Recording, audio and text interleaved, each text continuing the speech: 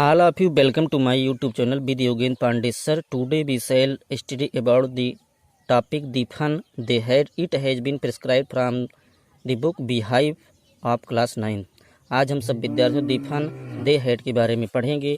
यह first chapter 9th class का है। दी फन मीन्स क्या होता है? मजाक करना या आप कह सकते हैं मस्ती करना। दे हेड वह मस्ती जो दे हेड वे किया करते थे। अबाउट द अथर लेखक के बारे में, an American author and professor of biochemistry at Boston University Isaac Asimov was best known for his works of science and his popular science books. ध्यान दीजिए, आइजक एसमोब बोस्टन यूनिवर्सिटी के Isaac Asimov American लेखक और biochemistry के प्राध्यापक। His works of science अपने science के कार्यों एंड हिज पॉपुलर अपने प्रसिद्ध विज्ञान की पुस्तकों में सबसे ज़्यादा प्रसिद्ध थे, बहुत अधिक प्रसिद्ध थे या जाने जाते थे। Asimov was one of the most prolific writers of all time. Prolific means होता है बहुत सृजनात्मक। एस्मो ऑल टाइम सभी समय को प्रत्येक समय के उस सर्वश्रेष्ठ सृजनात्मक लेखकों में से एक थे।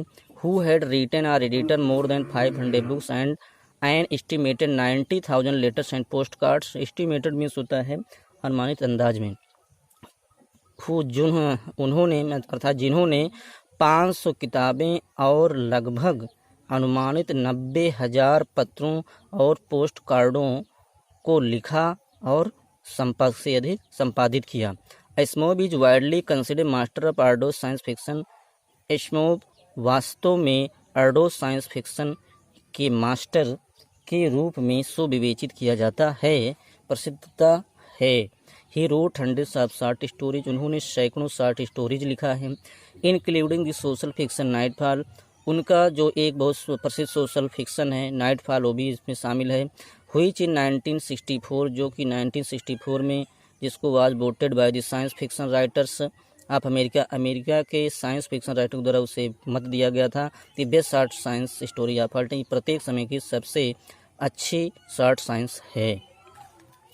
दी story we shall read, attention I love you before you read, पढ़ने से पहले। The story we shall read is set in the future.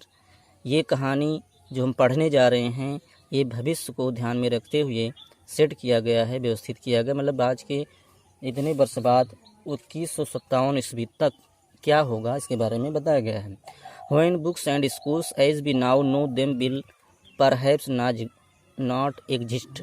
जब किताबें और स्कूल हमारे पास नहीं होंगे तब हम कैसे पढ़ेंगे, कैसे रीड करेंगे। How will children study them, तब बच्चे कैसे पढ़ेंगे। द डायग्राम बिलो में गिव यू सम आइडियाज़। ये डायग्राम आपको कुछ विचार उसके बारे में प्रदान कर रहे हैं जिसे हम समझने का प्रयास करेंगे। स्कूल ऑफ द फ्यूचर, भविष्य के स्कूल के बारे में यहाँ दिया गया है।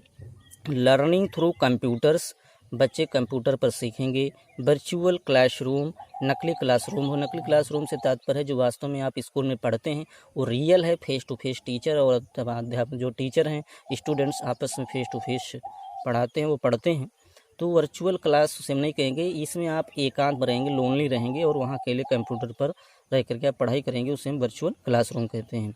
और अगर आपके पास होगा रोबोटिक टीचर होगा। रोबोटिक टीचर मीन्स एक ऐसे रोबोट बनाए जाएंगे जो आपको मेंटेन करेंगे, आपको कंट्रोलिंग करेंगे, आपको दिशा निर्देश देते रहेंगे। मूविंग ई टेक्स्ट होगा, इसी तरीके चलते हुए आपके विभिन्न प्रकार के कंप्यूटर आते रहेंगे जिस पर आप सीखने का प्रयास करेंगे। इन पेयर्स, जोड़ों में डिस्कस 3 थिंग, 3 प्रकार के बातें डिस्कस की गई। That you like best about your school, आप अपने स्कूल के बारे में सबसे अच्छा जो पसंद करते हैं। एंड 3 थिंग, 3 बातें अबाउट योर स्कूल, अपने स्कूल के बारे में। That you would like to change, जो आप बदल सकते हैं, बदलना पसंद करते हैं। राइट देम डाउन, उन्हें आप लिख सकते हैं। Attention I love you.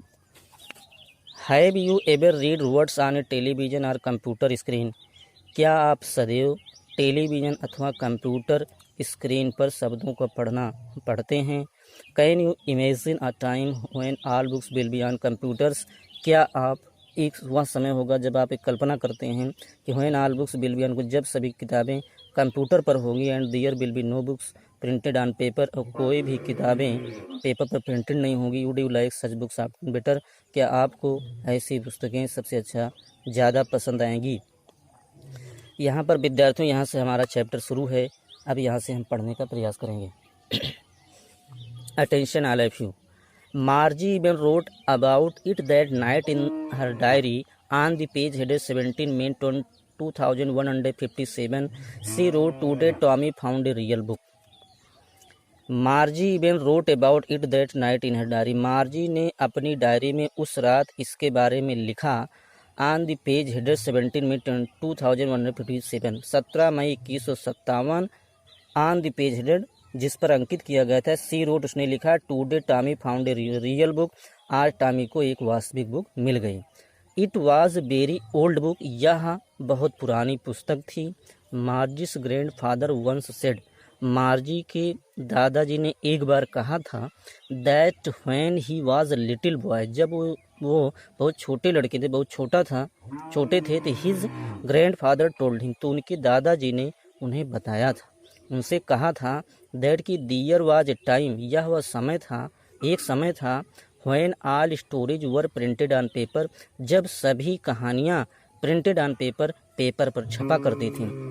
They turn the page, उन्होंने पेज को मोड़ा, पलटा, विच वर येलो एंड क्रिंकली, जिसके पेज क्या थे, पीले थे, एंड क्रिंकली मुड़े हुए थे अथवा इधर उधर बिखरे हुए थे। And it was awfully funny to read words that stood still instead of moving the way they were supposed to on a screen, तो कहने का, and it was awfully funny to read words, तो उन शब्दों को you know, जिनको आप जानते हैं, जो कि स्क्रीन पर स्टिल इंस्टीड ऑफ मूविंग, चला करते थे, या स्क्रीन पर इस प्रकार से चलते थे, जैसा कि दे वर सपोर्ट, जैसा कि सोचा जाता था कि was awfully funny to read, कि पढ़ना क्या है, अजीब है, awfully है, एक मजाक पूर्ण है। एंड देन, और तब, व्हेन, जब, they turn back to the page before, जब वह पहले पेज पर फिर से चले आए, टर्न बैक, वापस आ गए, it had the same words on it that it had, ऐसे ही शब्द थे जो पहले से ही उस पर लिखे गए थे, अर्थात उस पर वही शब्द थे। When they read it the first time, जब उन्होंने इसे पहली बार पढ़ा था। गी यहाँ सरप्राइज एक्सक्लेमेटरी के रूप में प्रयोग किया है।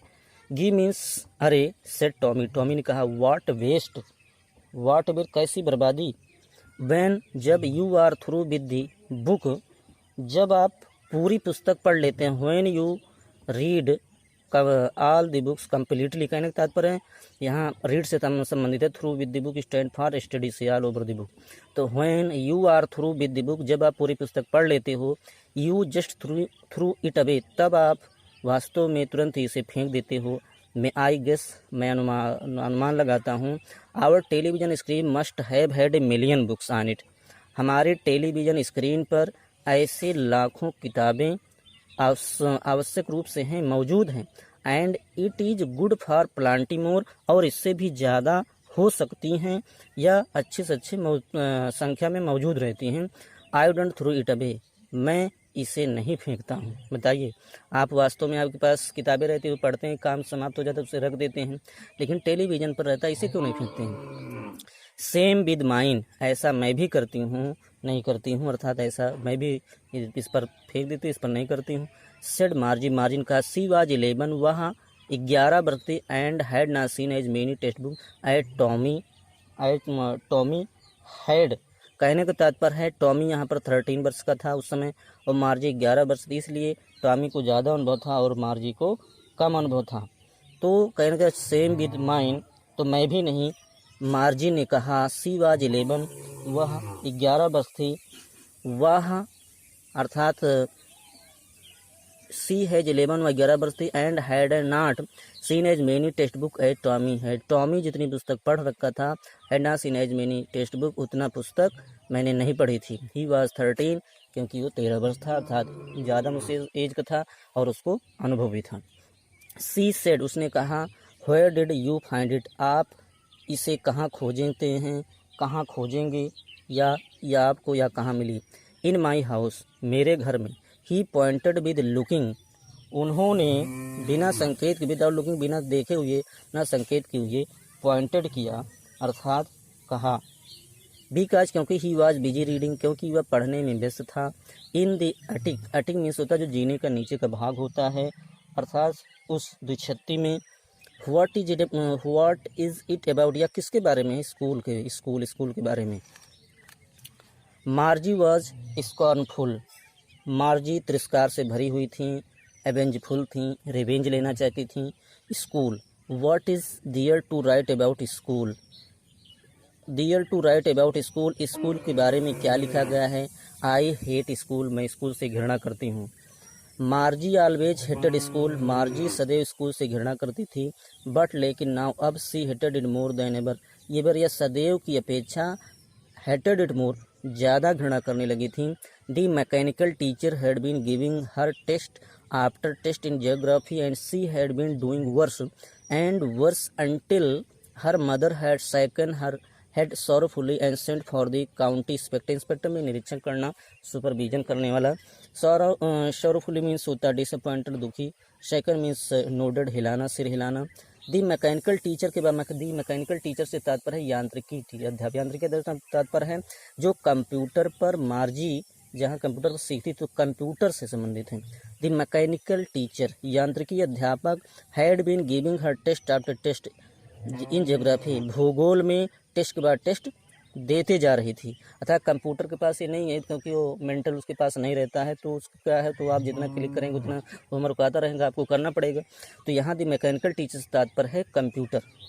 दी मैकेनिकल टीचर, कंप्यूटर अध्यापक या यांत्रिक अध्यापक, भूगोल में उसे टेस्ट के बाद, एक टेस्ट के बाद दूसरे टेस्ट देती जा रही थी। And she had been doing worse, और वो क्या कर रही थी, वो खराब करती जा रही थी। एंड वर्स, वो खराब करती जा रही थी। अंटिल, जब तक हर mother had second her head sir, जब उसकी माता दुख पूर्वक अपना सिर हिलाते हुए कहा एंड पूछा, Saint for the county inspector, और काउंटी इंस्पेक्टर को बुलाने के लिए भेजा। He was a round little man with a red face and a whole box of tools with dials and wires. वह round little man with red face, वह लाल चेहरे के साथ, अ राउंड लिटिल मैन बहुत छोटा व्यक्ति था, जिसे हम नाटाविद कहते हैं, कम लंबाई का था।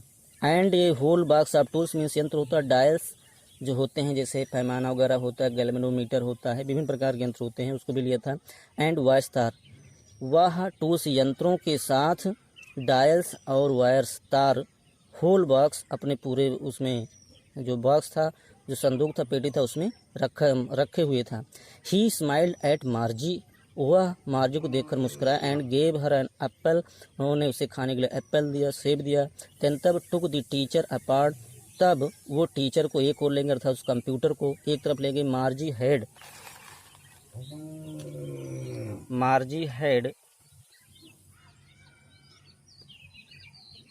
होप्ड, मार्जी ने आशा प्रकट किया, he wouldn't know how to put it together again, वो नहीं जानता है शायद, how to put it together again, वो कैसे इसे ठीक कर लेगा। But he knew how alright, लेकिन उसे ठीक करना आता था। एंड और आफ्टर एन आवर, एक घंटे के बाद अथवा इतना, दियर इट वाज अगेन, फिर से वो क्या किया, लार्ज विशाल, एंड ब्लैक काला, एंड अगली croup, with a big screen बड़े स्क्रीन के साथ, हुईच आल द लेसन्स, जिस पर सारे पाठ वर सून दिखाई देने लगे। And the question were asked, जो प्रश्न पूछे गए थे वो भी दिखाई देने लगे। दैट वाजेंट सो बैड, या थोड़ा क्या हो रहा है, बुरा हो रहा है। The part मार्जी hated most was the slot, वह भाग जिससे मार्जी घृणा करती थी, मोस्ट वाज द स्लॉट, वह उस खाने में था, वह उस भाग में था, उस खांचे में था। वेयर, जहाँ पर she had to put homework and test paper, जहाँ पर उसके होमवर्क और टेस्ट पेपर जो मीन्स जो प्रश्न पूछे गए थे वो भी वहाँ पर डालने होते थे। तो कहने का आशय ये है कि where she had to put homework and test paper, जहाँ पर उस खांचे में होमवर्क और टेस्ट लिए गए, जो परीक्षा लिए गए पेपर भी टू पुट थे, रखे हुए थे। She always had to write them out in a punch code they made her learn when she was 6 years old, and the mechanical teacher calculated the marks in no time. She always was सदैव had to write them out in a punch code, वह सदैव पंच code में लिखा करती। पंच code से तात्पर्य है computer language, computer बन जैसे आजकल जावा है, C++ है, बहुत सी भाषाएं हैं, तो वह सदैव पंच कोड अर्थात कंप्यूटर की भाषा में लिखा करती थी। They made her learn when she was 6 year, जब वो 6 वर्ष की थी तभी उसे यह सिखा दिया गया था। And the mechanical teacher calculated the marks in no time, और जो यांत्रिकी अध्यापक हैं नो टाइम बहुत कम समय में अंकों की गणना कर दिया करते थे, जोड़ दिया करते था। जो कंप्यूटर था बहुत कम समय में अंकों को जोड़ घटा दिया करता था। The inspector had smiled after he was finished and patted Margie सेट। पैटेड मीन्स तो थपथपाना, शाबाशी देना, फिर मीन्स समाप्त करना, कंप्लीट करना। स्माइल मुस्कुराना means after he was finished, उसने काम पूरा करने के बाद, समाप्त करने के बाद। एंड मार्जी पैटेड मार्जी सेट, मार्जी के सिर थपथपाने के बाद द इंस्पेक्टर मुस्कुराया, अर्थात उसने कार्य समाप्त करने और मार्जी का हेड सिर थपथपाने के बाद मुस्कुराया।